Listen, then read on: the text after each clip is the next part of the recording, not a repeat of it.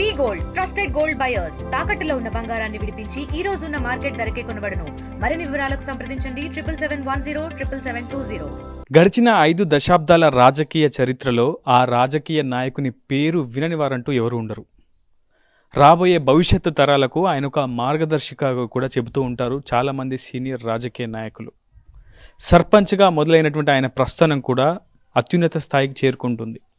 ప్రధానంగా 8 సార్లు ఎమ్మెల్యేగా పోటీ చేసి 5 పర్యాయాలు గెలిచి ఎటువంటి మంది మార్బలం లేకుండా ప్రజాబలమే తన సొంత బలం అంటూ ఇప్పటికీ ప్రజా సమస్యల పరిష్కారం కోసం ప్రభుత్వాల వైపు పయనమవుతుంటాడు ఆయన. ఇప్పటికీ సైకిళ్లపై కావచ్చు, కేవలం ద్విచక్ర వాహనాలపై ఎర్రబస్ ఎక్కి అసెంబ్లీకి వెళ్ళి పలు అంశాలపై కూడా పలు రాజకీయ నేతలను కలుస్తూ సెక్రటేరియట్కి వెళ్ళి కూడా పూర్తి స్థాయిలో ప్రజా సమస్యలను ప్రభుత్వం దృష్టికి తీసుకెళ్లే ప్రయత్నం కూడా చేస్తుంటారు. ఇప్పటికే మీకు ఆయన ఎవరో గుర్తొచ్చాల్సి ఉండే, ఆయన ఎవరో కాదు, ఇల్లందు మాజీ ఎమ్మెల్యే, సిపిఐ ఎమ్మెల్యే ప్రజాపంత రాష్ట్ర నేత గుమ్మడి నర్సయ్య. గుమ్మడి నర్సయ్య గారి ఇంటికి ప్రస్తుతం మనం వచ్చాం. ఖమ్మం జిల్లా కారేపల్లి మండలం టేకులగూడెంలో కరెక్ట్గా ప్రస్తుతం సమయం 4 గంటలు అవుతుంది. ఆయన పేపర్ చదువుతున్నారు. ఉదయం అంతా కూడా ప్రజా సమస్యలు వినేందుకు ఇతర మారుమూల గ్రామాలకు వెళ్ళినటువంటి ఆయన గత కొద్దిసేపటి క్రితం ఆయన స్వగృహానికి చేరుకొని ప్రస్తుతం ఫోన్ కాల్ మాట్లాడుతున్నారు కార్యకర్తలు, శ్రేణులతో. అదేవిధంగా న్యూస్ పేపర్ కూడా చదువుతున్నటువంటి సిచ్యువేషన్ కనిపిస్తోంది. ప్రతిరోజు ఉదయం ఆయన ప్రజా సమస్యలు వింటూ ఉంటారు. ఇక్కడికి ఆయన ఇంటికి చాలామంది పెద్ద సంఖ్యలో వస్తుంటారు. ఆ ప్రజా సమస్యలన్నింటినీ కూడా ఒక డైరీలో, ఒక పుస్తకంలో నోట్ చేసుకుంటూ ఉంటారు. రోజువారీ కార్యక్రమాలు ఏం జరిగాయి, న్యూస్ పేపర్లో ఏమొచ్చాయి, పుస్తక పఠనం కూడా చేస్తూ ఉంటారు. ప్రజా సమస్యలను ఎప్పటికప్పుడు ప్రభుత్వం దృష్టికి తీసుకెళ్తూ ఉంటారు. అధికారంలో ఉన్నప్పుడు అదే ఒక సామాన్య వ్యక్తిగా ప్రజల మధ్య ఉంటూ నలుగురి సమస్యలు వింటూ నలుగురికి వెన్నుదన్నుగా ఉండే వ్యక్తి గుమ్మడి నర్సయ్య. ఈరోజు అధికారం లేకపోయినప్పటికీ ప్రతిపక్ష పాత్రలోనే ఉంటూ ఒకవైపు ప్రభుత్వానికి పలు సూచనలు చేస్తూ మరోవైపు ప్రజా సమస్యలపై వినతి పత్రాలు ఇస్తూ ఉంటారు. కలెక్టరేట్లకు వెళ్తారు. ప్రతి సోమవారం మనకందరికీ తెలియని విషయం ఏంటంటే ప్రజావానికి ఆయన అటెండ్ అవుతుంటారు. చాలాసార్లు మీడియా కూడా మేము చూస్తూ ఉంటాం ఆయనని. బస్సు ఎక్కుతారు, ఇల్లందులో భద్రాద్రి కొత్తగూడెం జిల్లా కలెక్టరేట్కి వెళ్తారు, ఖమ్మం కలెక్టరేట్కి వెళ్తారు. అక్కడ ప్రజావాణిలో ఆయన వినతి పత్రం ఇస్తూ ఉంటారు. నిజానికి ఒక మాజీ ఎమ్మెల్యే, ఆయన 5 సార్లు ఎమ్మెల్యేగా పనిచేశారు గతంలో. ఒక కలెక్టర్కి నేరుగా ఫోన్ చేసే అవకాశం ఉంటుంది, ఎంఆర్ఓకి ఫోన్ చేసే అవకాశం ఉంటుంది, ఆర్డీఓకి ఫోన్ చేసే అవకాశం ఉంటుంది. కానీ ఆయన అడ్మినిస్ట్రేషన్ విధానం, ఆయన పని విధానం, ఆయనకు తనకు తానుగానే ఒక వినతి పత్రాన్ని నోట్ చేసుకుంటారు. సమస్యను చెప్పిన వారి వివరాలు నోట్ చేసుకుంటారు. ఆ వినతి పత్రాన్ని తానే స్వయంగా రాసుకొని వెళ్ళి అధికారులకు ఇస్తూ ఉంటారు. అలాంటి నిరాడంబరకు నిలువెత్తు నిదర్శనం గుమ్మడి నర్సయ్య గారు. అలాంటి వ్యక్తి ఈ మధ్య కొంతకాలంగా ఒక మనోవేదనకు గురవుతున్నారా, లేదంటే ఆయనని ఒక అంశం మాత్రం చాలా పెద్ద మొత్తంలో బాధ పెట్టినట్లుగా మనకి కనిపిస్తోంది. అదే సీఎం రేవంత్ రెడ్డిని ఆయన కలవాలని ప్రయత్నం చేయడం, పలుమార్లు కలిసేందుకు ప్రయత్నించగా అది విఫలమవడం, సీఎం రేవంత్ రెడ్డి ఆయనకు అపాయింట్మెంట్ ఇవ్వలేదన్న ప్రచారం చాలా పెద్ద ఎత్తున జరుగుతుంది. సామాజిక మాధ్యమాల్లో కావచ్చు, పలు మీడియా కథనాలు కూడా ఈ అంశంపై పెద్ద ఎత్తున వరుస కథనాలు కూడా ప్రసారం చేసినటువంటి నేపథ్యం. ప్రస్తుతం మనం గుమ్మడి నర్సయ్య గారి దగ్గరికి వచ్చాం.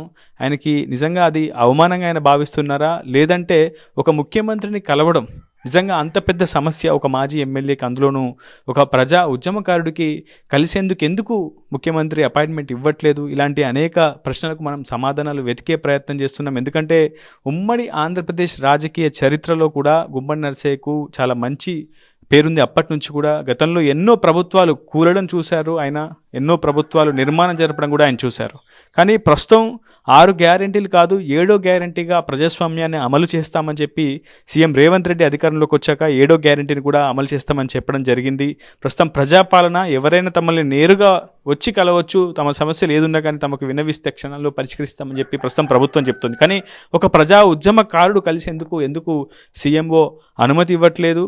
ఇది ఉద్దేశపూర్వకంగా జరిగిందా, లేదంటే ఏదైనా కమ్యూనికేషన్ గ్యాప్ వల్ల జరిగిందా? ఈ ప్రశ్నలు మనం గుమ్మడి నర్సయ్య గారిని అడిగి తెలుసుకుందాం. గుమ్మడి నర్సయ్య గారు నమస్కారం, ఎలా ఉన్నారు? ఎప్పుడు హైదరాబాద్ నుంచి వచ్చారు? 18 తారీఖు హైదరాబాద్ పోయాను. 19 తారీఖు మా పార్టీ మీటింగ్ ఉంటే దాంట్లో పాల్గొన్నాను. 19 తారీఖు సాయంత్రం సెక్రటేరియట్లో సీఎంని కలవటానికి ప్రయత్నం చేశాం. రమ్మన్నారు, టైం కూడా ఇచ్చారు, 5 గంటలకు రమ్మని ఇచ్చారా టైం? ఓకే, టైం ఇచ్చారు. అయితే సీఎం పేసి వాళ్ళు కాకుండా వేరే వాళ్ళు మీరు రండి కలవచ్చు అని అంటే నమ్మకంతో పోయాము అక్కడికి పోయిన తర్వాత అక్కడ మీటింగ్ కాదు, సీఎం గారి ఇంట్లో మీటింగ్ జరుగుతుంది, ఇక్కడ లేరు అని అన్నారు. అప్పటికే 5:30, 6 కావస్తుంది. ఇప్పుడు ఏం పోతాంలే అని చెప్పి విరమించుకున్నాం. నిన్న పొద్దుగాల సీఎం గారి ఇంటికి వెళ్ళాం. సీఎం గారి ఇంటికి వెళ్తే సీఎం గారి ఇంట్లోకి చాలామంది పోతున్నారు. ఆడ లిస్ట్ రాసింది, అక్కడికి పోవాల్సిన వాళ్ళ లిస్ట్ రాసింది. ఆ లిస్ట్ చూసి పంపిస్తున్నారు. నన్ను మీ పేరు లేదండి, మీకు అనుమతి లేదండి అని అన్నారు. అదేంటండి, మేము ఎవరికో ఫోన్ చేసాం రండి అన్నారు అంటే, మరి మీరు ఎవరికి చెప్పారో ఏంటో, ఇక్కడ మా దగ్గర లిస్ట్ లేదు, ఈ లిస్టులో మీ పేరు లేదు, అనుమతి లేదు అన్నారు. అంటుంటేనే సీఎం గారి ఇంట్లో నుండి ఫోన్ వచ్చింది ఇక్కడ ఉన్న వాళ్ళకి, మా దగ్గర ఉన్న వాళ్ళకి. వాళ్ళు ఎవరున్నారు, ఎంతమంది ఉన్నారు అని అడిగారు. వీడు చెప్పిండు ఇక్కడున్నోడు ఇంతమంది ఉన్నారు, ఇక్కడ గుమ్మడి నరసయ్య గారు కూడా ఉన్నాడు అని చెప్పారు. అంటే వాడు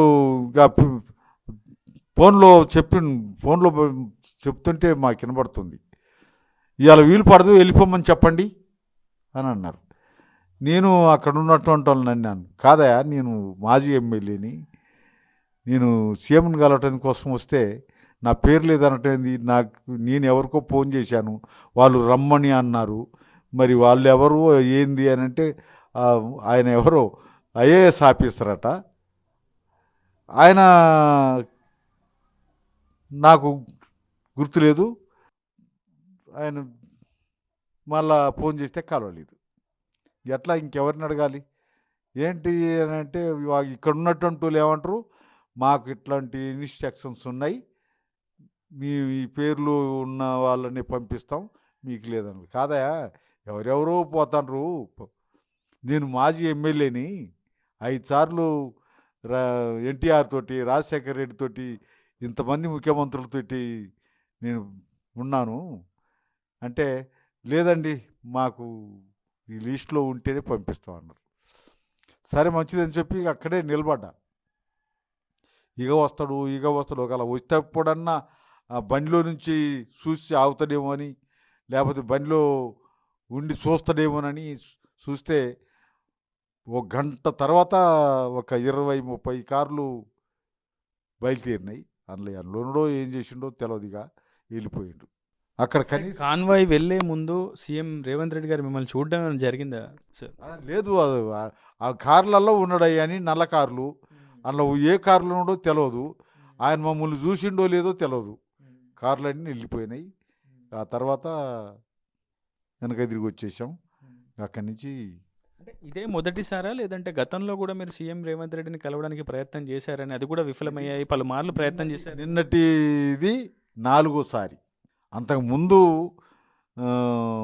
3 సార్లు మా ఇల్లెందు నుంచి అఖిలపక్షంగా అన్ని పార్టీల నాయకులం పోయాం.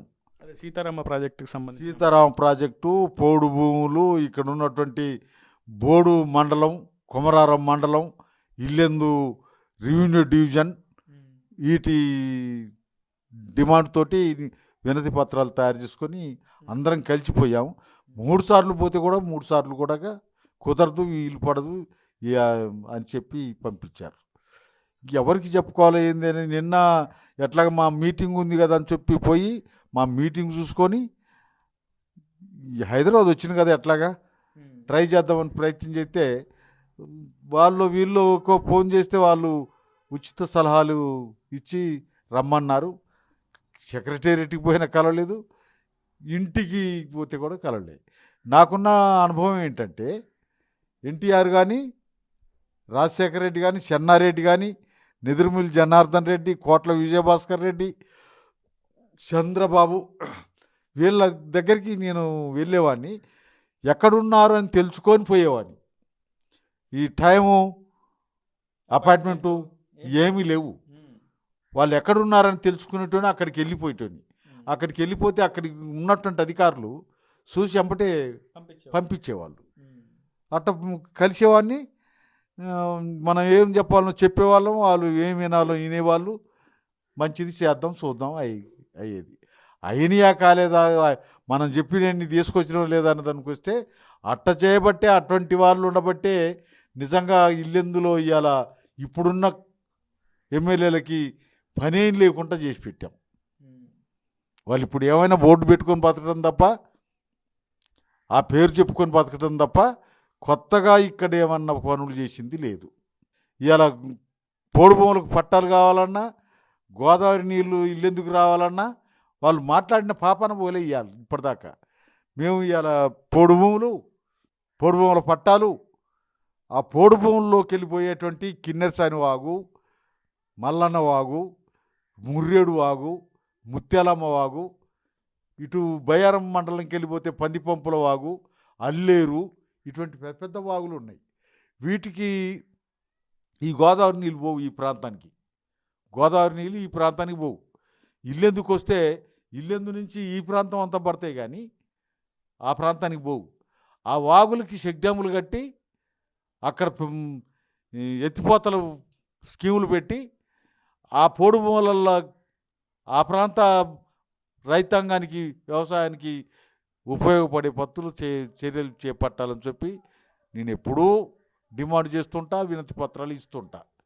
ఇవన్నీ ఇప్పటిదాకా ఎందుకు కాలేదు అంటే ఇప్పుడు అప్పటోడు చేసిండా చేయలేదు అనేదానికి వస్తే మేము చెప్తూనే ఉన్నాం, వాళ్ళు ఇంటనే ఉన్నారు, చెవిటోని ముంగట శంఖం ఊదినట్టుగా అవుతుంది. నిన్న ప్రధానంగా మీరు సెక్రటరీకి వెళ్ళి సీఎం రేవంత్ రెడ్డి గారిని కలిసి ఏం అంశాలు చెప్దాం అనుకుంటారు? అసలు ఆయన దృష్టికి ఏం తీసుకురావాలన్న ఆలోచనతో మీరు కలవాలనుకుంటారు? ఇదే నేను చెప్తాను కదా, గోదావరి నీళ్ళు ఇల్లెందుకు రావాలి, అనవసరంగా భూములంతా తవ్వుకుంటా ఆ భూములకు డబ్బులు ఖర్చు పెట్టుకుంటా ఆ ప్రాంతానికి ఆ గోదావరి అంటే అటే తీసిపోతున్నారు నీళ్ళు రీడిజన్ పేరుతోటి. రాజశేఖర రెడ్డి ముఖ్యమంత్రిగా ఉన్నప్పుడు ఆ గోదావరి నీళ్ళు కిన్నెరసాని నుంచి రోళ్లపాడు ప్రాజెక్టు, రోళ్లపాడు నుంచి లలితాపురం చెరువుకి తీసుకొస్తే ఇక్కడికి వచ్చిన నీళ్ళు మొత్తం ఉమ్మడి జిల్లా మొత్తం పడతాయి అన్నమాట. ఏ రూపాయి ఖర్చు లేకుండా అన్ని వాగుల్లో పడతాయి. వాగుల్లో పడిన తర్వాత చెరువులంతా నిండుకుండా పోతాయి. ఈ చెర్లను ఏమన్నా పెద్దగా చేసుకుంటే, ఈ చెర్లను ఏమన్నా అభివృద్ధి చేస్తే ఇప్పుడున్న 100 ఎకరాల ఆయకట్టు 1000 ఎకరాలకు పెరుగుతుంది. 1000 ఎకరాలు ఉన్న ఆయకట్టు 10,000 ఎకరాలకు పెరుగుతుంది. ఈ పద్ధతుల్లో ఈ ప్రాంతానికి, ఈ జిల్లాకి ఉపయోగపడితేనే అప్పుడు చేసిన డిజైన్ రాజశేఖర రెడ్డి గారి డిజైన్. ఆ డిజైన్ పోయి ఇప్పుడు రీడిజైన్ పేరుతోటి అటే గోదావరి ఎంబటే తవ్వుకుంటూ పోతున్నారు తప్ప, ఆ గోదావరి నీళ్ళని అటే తీసుకుపోతున్నారు తప్ప ఇటు వచ్చే మార్గం కనపట్టాలి. అందుకనే ఇటు రావడానికి కావాల్సినటువంటి ఛానల్ కావాలని చెప్పి చర్యలు తీసుకోవాలని చెప్పి, అట్నే ఇప్పుడు ఇటు వస్తే ఎవరికి నీళ్ళు ఇస్తాం ఏంది అని దానికి వస్తే పోడు భూములు దున్నుకునే గిరిజన రైతులకి వీళ్ళకు ఉపయోగపడతాయి అని చెప్పి పోడు భూముల పట్టాలకి సంబంధించి గోదావరి నీళ్ళు ఇల్లెందుకు రావాలని, అట్నే బోడు గ్రామం మండలం కేంద్రంగా, కొమరారం గ్రామం మండల కేంద్రంగా ఇల్లెందుని రెవెన్యూ డివిజన్గా ఏర్పాటు చేయాలనేటువంటి ఈ వినతి పత్రాలతో బయలుదేరాం. మీరు ఒక్కరే వెళ్ళారు సార్? మీ వెంట ఎవరన్నా పార్టీ నిన్న నేను ఒక్కనే పోయినా. ఇంతకుముందు ఎలా వెళ్ళారు సార్? హైదరాబాద్ వరకు ఎలా వెళ్ళారు? అక్కడ నుంచి సెక్రటేరియట్ వరకు కావచ్చు, సీఎం గారి ఇంటి వరకు ఎలా వెళ్ళారు? కారులో వెళ్ళాం. నిన్న అక్కడికి వెళ్ళిన తర్వాత నిరాశకు గురై వచ్చాము. వచ్చిన తర్వాత మీలాంటి వాళ్ళందరూ అడుగుతుంటే చెప్తూ పోతున్నాం. ఈ సోదంతా చెప్పుకుంటూ పోతున్నా. నేను నా కోసం, నా ప్రయోజనం కోసం, నాదేదో అవసరం కోసం నేను పోలే. నేను అక్కడ మా మీటింగ్ ఉంది, అదే సమయంలో నా దగ్గర ఆ వినతి పత్రాలు ఉన్నాయి. ఆ వినతి పత్రాలను పట్టుకొని ముఖ్యమంత్రిని కలుద్దామని పోయాను. ఇక్కడున్న జిల్లాలో ఉన్నటువంటి 3 మంత్రుల్ని కలుస్తున్నాను, వాళ్ళతో మాట్లాడుతున్నాను. కాకపోతే ఇప్పటిదాకా మనకేం సమాధానం లేదు, ఆన్సర్ లేదు. అందుకనే ముఖ్యమంత్రిని కలవాలనే ఉద్దేశంతో అంటే ప్రభుత్వం చెప్తుంది కదా సార్ చాలా స్పష్టంగా మొదటి నుంచి కూడా ప్రభుత్వానికి ప్రజలకు మధ్య ఎటువంటి అడ్డుగోడ లేదు, కంచెలన్నింటినీ కూడా బద్దలు కొట్టేశాం, నేరుగా ప్రగతి భవన్లో ప్రధాన దర్వాజా దాటుకు నేరుగా వచ్చి మాకు వినతి పత్రం ఇచ్చేస్తే మీ సమస్య ఏంటో పరిష్కరిస్తామని చెప్పి మొదటి నుంచి కూడా ప్రభుత్వం చెప్తుంది. సో మరి మీకు ప్రభుత్వానికి అంటే సీఎంఓకి మీకు మధ్య అడ్డుగోడ ఏమై ఉంటుంది అనుకుంటారు? ఇంకా అడ్డుగోడ ఉన్నాయా, ఇంకా కంచెలు ఉన్నాయా, ఇంకా ఆంక్షలు ఉన్నాయంటారు? కంచెలు లేవు, ఆంక్షలు లేవు, ఏమీ లేవు. వాళ్లకు తీరిక లేదట. రోజు 500-600 మందిని కలిసేటప్పటికి ఆయన ప్రాణం కింద మీద అవుతుందట. వాళ్ళు అంటున్నారు 500-600 మంది కాదు, 5-6 వేల మందిని కలవాలి, అందరికీ సమాధానం చెప్పాలి. ఆ జనం ఇచ్చినటువంటి బలమే నీ అధికారం. నువ్వు ఇలా 500-600 మంది కలుస్తాను అలసిపోతాడని అంటే ఎట్లా? ఇలా విచ్చలవిడిగా సంక్షేమ పథకాలు ప్రకటిస్తున్నావు, వాటిని ఒకదాని అమలు చేసిన పాప అనుకోలేదు. ఇలా నువ్వేం చేసినావు అనే దానికి వస్తే రైతు బంధు సంగతి ఏమైంది? సగం మందికి ఇచ్చినా సగం మందికి ఇవ్వలే. ఎందుకు ఇవ్వలేదు అనేదానికి వస్తే 2 లక్షల కన్నా ఎక్కువ ఉన్నది కదా అంటూ. నువ్వు 2 లక్షలు మాఫ్ చేయరాదు? రైతు బంధు కేసీఆర్ 10,000 ఇస్తే నేను 15,000 ఇస్తానన్నావు, ఇంతవరకు ఇవ్వలేదు. ఇప్పుడు ఎన్నికల అయిన తర్వాత ఒక పంటకి ఇవ్వాలా, తర్వాత 2వ పంటకి ఇవ్వాలా, ఇది 3వ పంట అయిపోయింది, ఇంతవరకు ఎవరికి ఇవ్వాలి. ఇలా పింఛన్లో ఆయన 2,000 ఇస్తే ఇవాళ 4,000 ఇస్తున్నాను, ఇంతవరకు వాటి సంగతి తెలియదు. ఇలా మహిళలందరినీ ఫ్రీగా బస్సు ప్రయాణం అన్నావు, వాళ్ళ బస్సులు ఎక్కడ నీకు బస్సులు లేవు. మొత్తం 3,000 బస్సులు ఎవరు రద్దు చేశారట. వాటిని ఎందుకు రద్దు చేశారు? ఇటువంటివన్నీ కూడా ఉచిత పథకాలు ప్రకటించుకుంటూ వాటిని సక్రమంగా అమలు చేయకుండా ఆచరించకుండా నేను ఏదో చేస్తానా అని డబ్బా కొట్టుకుంటే ఎట్లా? ఇప్పుడు వాళ్ళు టీఆర్ఎస్ వాళ్ళు కేటీఆర్ మాట్లాడటం కానీ, హరీష్ రావు మాట్లాడటం కానీ, వాళ్ళ అధికారంలో ఉన్నాడు ఏం చేయలే. వాళ్ళ అధికారంలో ఉన్నాడు ఏడచిన గొంగడ ఆడనే ఉంది. కానీ ఇవాళ సంగతి ఏంది? నీ సంగతి గత 10 ఏళ్లలో కేసీఆర్ను చేయలేదు. మీలాంటి ప్రజా ఉద్యమకారులు కావచ్చు, కొంతమంది సీనియర్ రాజకీయ నేతలు వాళ్ళ వైఖరిని వ్యతిరేకిస్తూ వచ్చారు, ఆ పరిపాలన తీరును కూడా వ్యతిరేకిస్తూ వచ్చారు. గతంలో కొంతమంది ప్రజా ఉద్యమకారులను కూడా బీఆర్ఎస్ ఇదే విధంగా నిరాశకు గురి చేసిందని, అవమానించిందని చెప్పి కూడా పెద్ద ఎత్తున ప్రచారం జరిగింది. సో మీరు ఏరుకోరి తెచ్చిన అంటే ప్రజలు ఏరుకోరి ఈసారి కాంగ్రెస్ అధికారాన్ని పట్టబెట్టారు. మీరు ప్రత్యక్షంగా సహకరించుకున్న, పరోక్షంగా కొంత ఆ క్యాడర్ అంతా కూడా కాంగ్రెస్ పార్టీకి సహకరించింది. మారుమూల గ్రామాల్లో కావచ్చు, మీకు బలం ఉన్న చోట అటు బీజేపీ లాంటి పార్టీలకు ఎక్కువగా ఎదుగుదల రానివ్వద్దని చెప్పి కాంగ్రెస్ వైపు కొంత మీ క్యాడర్ మొత్తం కూడా మీరు మళ్లించే ప్రయత్నం చేశారు. మరి అంతా ఏరుకోరి సహకరించారు కాంగ్రెస్ పార్టీకి. ఈరోజు కాంగ్రెస్ పార్టీ కనీసం ఎంటర్ చేయనిటువంటి పరిస్థితి, కనీసం అపాయింట్మెంట్ ఇవ్వనిటువంటి పరిస్థితి. సరే, ఆ రోజు నిన్న సీఎంఓ దాకా దృష్టికి తీసుకోకపోయినా కనీసం వార్తలు వచ్చిన తర్వాత అయినా సరే, అరే గుమ్మడి నరసయ్య గారికి ఇలా అవమానం జరిగిందే, నిజంగా నా దృష్టికి రాలేదని సీఎంఓ నుంచి ఒక ప్రకటన కానీ, ఇప్పటివరకు రేవంత్ రెడ్డి నుంచి ఒక స్పందన కానీ లేదు, కనీసం నేరుగా ఒకసారి నరసన్నకు ఫోన్ కలపండి, నేను మాట్లాడితే ఎందుకు అన్న నిరాశకు గురైందని కానీ ఇటువంటి ఏమన్నా జరిగిందా అసలు? ఆ తర్వాత అయినా కనీసం అటువంటిది ఏమీ లేదు. అటువంటిది ఏమీ లేదు. ఆ ఆలోచన వస్తుందా రాదా అనేది మనం ఆశించడం తప్పు. మనం వాళ్ళేదో అని మనం ఆశించడం తప్పు. నిజంగానే కేసీఆర్ పరిపాలన, కేసీఆర్ తీరి బాగలేదనేటువంటి టైంలో ఆ నిర్ణయం తీసుకోవటం కరెక్ట్ అని అనుకుంటున్నాం. అదే కరెక్టు. కానీ ఇవాళ ఈయన సంగతి ఏందని దానికి వస్తే, ఈయన అధికారంలోకి రావడానికి కావాల్సిన ఊతం ఇచ్చింది ఎవరు అని దానికి వస్తే, వాస్తవంగా ఈ 10 జిల్లాల్లో ఉన్నటువంటి మా శక్తిని దారబోసాం. ఇలా ఆయనకు గుర్తు లేదనో లేకపోతే మదం ఎక్కిందనో చెప్పాలి. మరి ఆయనే మూర్ఖుడు అనుకుంటే ఆయనకన్నా ఎక్కువ మూర్ఖుడు తయారైంది కదా.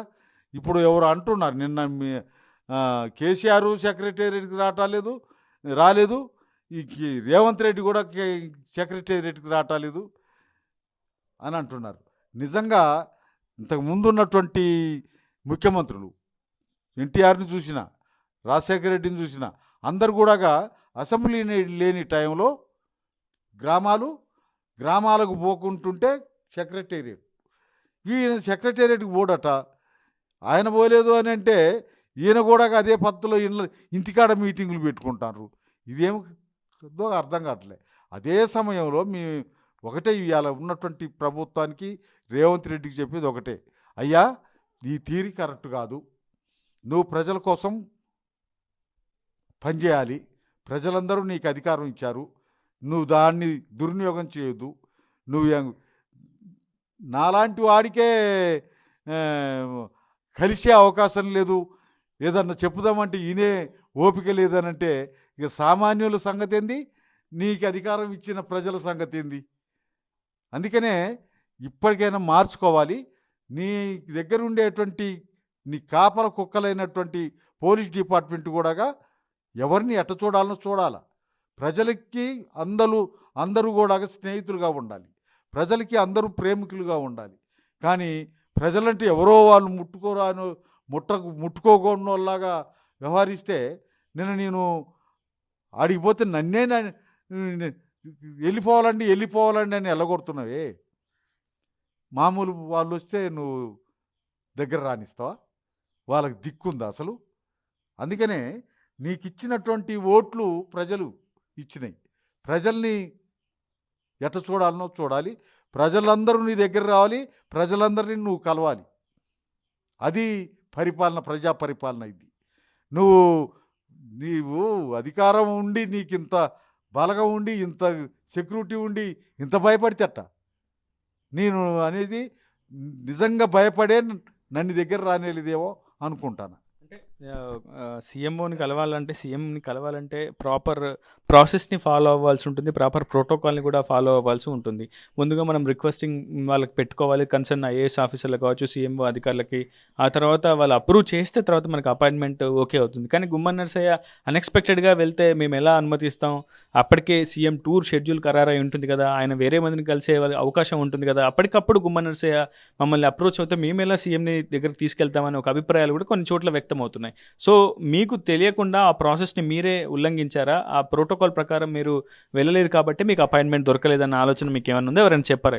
నేను అపార్ట్మెంట్ లేకుండా పోలేదు. ఈ జైపాల్ రెడ్డిని అడిగాను.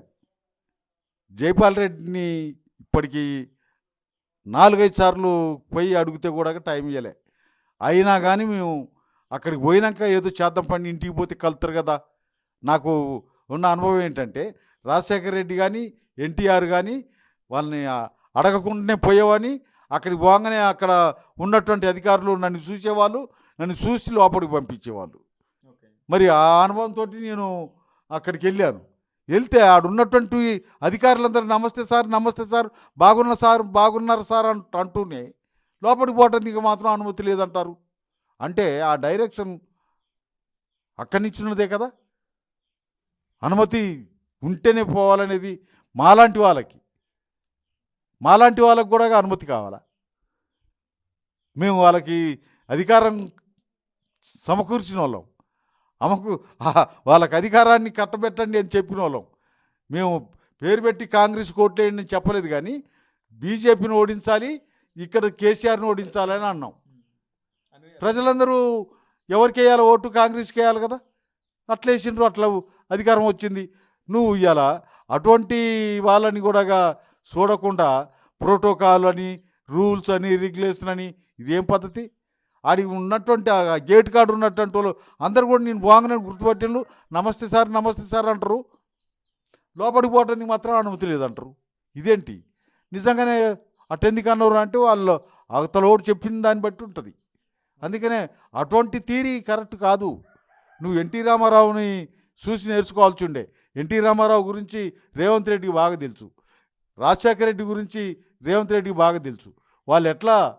వాళ్ళు ఇట్లాంటి ఇది చేయలేదు. నేను చూసా, నాతో పాటు ఎంతోమంది వచ్చేవాళ్ళు. మరి అనుమతి ఉండి వచ్చారా, అనుమతి లేకుండా వచ్చారా అని దానికి వస్తే, నేను ఎప్పుడు కూడా అనుమతి తీసుకొని పోలే వాళ్ళ దగ్గరికి. ఎప్పుడు కూడా అనుమతి తీసుకొని పోయి నేను విజిటింగ్ కార్డు పంపించేవాని. ఎన్టీఆర్ కూడా వచ్చి నన్ను లోపలికి పిలిచేవాడు. రాజశేఖర రెడ్డి వచ్చి చేయబట్టి తీసుకొని పోయేవాడు. మరి ఇలా ఈయన దగ్గరికి, ఇంటి దగ్గరికి పోకుండా వాళ్ళ గుమ్మంలోకి పోయి ఆ బంగ్లాలో కూర్చుంటే ఆయన స్నానం గిట్ట చేసి మెల్లగా వచ్చి అందులో అందరినీ కలిసేవాడు. రాజశేఖర రెడ్డి కానీ ఎన్టీఆర్ కానీ. ఇప్పుడు ఇక చెన్నారెడ్డి వీళ్ళని నేను అసెంబ్లీలో కలిసేవాడిని, లేదు సెక్రటేరియట్లో కలిసేవాడిని. అసలు ఎవరు కూడా మేము కార్డు పంపించగానే రిసీవ్ చేసుకునే వాళ్ళు, పిలిచేవాళ్ళు. నిన్న కూడా కార్డు పంపించారా? నిన్న కార్డు పంపించడం కాదు, కార్డు తీసుకోకపోగా అక్కడ మరీ చాలా ఇన్సల్ట్గా వెనకకి నెట్టేసి ఆడ ఇక్కడ ఒకడు ఉంటాడు ఫోన్లో మాట్లాడటానికి, ఎవరెవరిని పంపిస్తాను ఎవరు వస్తాను అని చెప్పటానికి. అక్కడి నుంచి ఫోన్ వస్తుంది, ఇక్కడి నుంచి గుమ్మన్ నరసయ్య గారు వచ్చిండు, గుమ్మన్ నరసయ్య గారు ఉన్నాడు అని చెప్తే ఇంకా కార్డు ఎందుకు? కార్డు అవసరమా? అదే సమయంలో మా దగ్గర సీసీ కెమెరాలు ఉన్నాయి, నేను ఆడ కనపడుతూ ఉంటా. ఇంకా ఇంకా అవసరమా? ప్రోటోకాలు కనీసం కూర్చోమని చెప్పారా సార్? నేను ఆడ కూకుంటావు గేటు కాడ, ఆ గేటు కాడ కూర్చోవటమా ఇంకా నిలబడటమా? అసలు ఆడ నిలబడితేనే వెళ్ళిపోండి అని నెట్టేస్తుంటే అది పరిస్థితి. అందుకని మేము ఇప్పుడు ఎంతసేపు వెయిట్ చేశారు సార్? నిన్న గంటన్నర ఎండలో నిలబడ్డా. ఆయన వస్తేప్పుడు ఆ కారులో వచ్చి చూస్తాడేమోనని ఆ గోడ పక్కన నిలబడితే, మరి ఆ కార్లు అయితే పోతున్నాయి అన్న, ఏ కార్లు ఉండో తెలియదు కానీ, మమ్మల్ని చూసిండో లేదో తెలియదు కానీ, మొత్తానికి కార్లన్నీ పోతుంటే ఆడ గోడ పక్కన నిలబడ్డా. ఇది పరిస్థితి. నేను ఇప్పటికీ ఏమంటున్నానంటే, అయ్యా ప్రజలు ఓట్లు ఇచ్చారు, ప్రజలు మీకు అధికారం ఇచ్చారు, ప్రజల గురించి ఆలోచించండి. ప్రోటోకాళ్ళు వద్దు. మీ పోలీసులు కూడా ఎవరు వస్తారు ఎవరు పోతారు అనేది చూడటానికి నీ సెక్యూరిటీని నువ్వు బందోబస్తు పెట్టుకుంటే తప్పు కాదు, కానీ ఆ పోలీసు వాళ్ళని ఆ సెక్యూరిటీని కూడా ఎవరు వస్తారో చూసి వాళ్ళని ఎట్లా పంపించాలో నీ దగ్గరికి అది నేర్పు వాళ్ళకి, అది ఆ ఇన్స్ట్రక్షన్కి. కానీ ఎవడొచ్చినా కానీ గెంటే అనే పద్ధతులు చేస్తే వాడు మాలాంటి వాళ్ళని కూడా మెళ్ళు బట్టి గెంటే పద్ధతి ఇది చేస్తే అట్లా ఏంది? మొత్తంగా సీఎంఓ తీరు తనను నిరాశకు గురి చేసిందని చెప్పి ఆవేదన వ్యక్తం చేస్తున్నారు మాజీ ఎమ్మెల్యే గుమ్మడి నర్సయ్య. ప్రజా సమస్యల పరిష్కారంలో భాగంగా పలు సమస్యలకు సంబంధించినటువంటి అజెండాలతో కూడిన అంశాలతో కూడినటువంటి వినతి పత్రాన్ని ముఖ్యమంత్రి రేవంత్ రెడ్డి స్వయంగా కలిసి అందజేయాలనుకున్నాను. ఇక్కడ ప్రధానంగా ఇల్లందు నియోజకవర్గ ప్రజలు ఎదుర్కొంటున్నటువంటి సమస్యలు కావచ్చు, సీతారామ ప్రాజెక్టు రూపకల్పనలో మార్పులు చేర్పులు వంటి అంశాలపై తాను స్వయంగా ప్రిపేర్ చేసినటువంటి ఒక వినతి పత్రాన్ని ముఖ్యమంత్రి రేవంత్ రెడ్డికి అందజేద్దామనుకున్నాను. కానీ అక్కడ ఉన్నటువంటి పరిస్థితులు తను తీవ్రమైనటువంటి అసహనానికి గురి చేశాయి. తనను లోపలికి ఎంటర్ చేయకపోవడం, అసలు ముఖ్యమంత్రిని కలిసేందుకు కూడా అక్కడ కనీసం కొంత వెసులుబాటు కల్పించే ప్రయత్నం చేయకపోవడం పట్ల అధికారుల తీరుపై కూడా తీవ్రంగా మనోవేదన చెందుతున్నారు మాజీ ఎమ్మెల్యే గుమ్మడి నర్సయ్య. ఖచ్చితంగా 7వ గ్యారంటీ అయినటువంటి ప్రజాస్వామ్యాన్ని కూని చేయమనేటువంటి ఒక గ్యారంటీని ప్రభుత్వం ఇచ్చి ఉంది. మరోవైపు ప్రజాపాలన అంటూ ప్రతి ఒక్కరూ నేరుగా తమల్ని కలిసి ప్రజా సమస్యలు విన్నవించుకోవాలంటూ కూడా గతంలో ప్రభుత్వం స్పష్టం చేసింది. కానీ ఒక మాజీ ఎమ్మెల్యే అయినటువంటి తనకు జరిగినటువంటి అవమానమే ప్రస్తుతం క్షేత్రస్థాయిలో ప్రభుత్వ తీరుకు అద్దం పడుతుందని చెప్తున్నారు మాజీ ఎమ్మెల్యే గుమ్మడి నర్సయ్య. ఇప్పటికైనా సీఎం రేవంత్ రెడ్డికి పలు సూచనలు జారీ చేశారు గుమ్మడి నర్సయ్య. ఖచ్చితంగా గతంలో ఎన్టీఆర్ పాలన చూసాం, వైఎస్ఆర్ పాలన చూసాం, వాళ్ళ ముఖ్యమంత్రుల స్థాయిలో వారు బిహేవ్ చేసినటువంటి వారి ప్రవర్తన విధానాన్ని కూడా చూసాం. రేవంత్ రెడ్డి కూడా వారి వ్యవహార శైలిని గమనించి వాటిని అనుసరించాలని చెప్పి సీఎం రేవంత్కు గుమ్మడి నర్సయ్య సూచన అయితే జారీ చేస్తున్నారు. ఇలాంటి ఘటనలు మళ్ళీ పునరావృతం కాకుండా ప్రజా ఉద్యమకారులకు అవమానం జరగకుండా చూసుకోవాల్సినటువంటి బాధ్యత రేవంత్ రెడ్డి పైన ఉందంటున్నారు మాజీ ఎమ్మెల్యే గుమ్మడి నర్సయ్య. మరిన్ని వీడియోస్ కోసం ఛానల్ ని సబ్స్క్రైబ్ చేయండి. లేటెస్ట్ అప్డేట్స్ కోసం వాట్సాప్ ఛానల్ ని ఫాలో అవ్వండి. ఆ లింక్ డిస్క్రిప్షన్ లో ఉంది.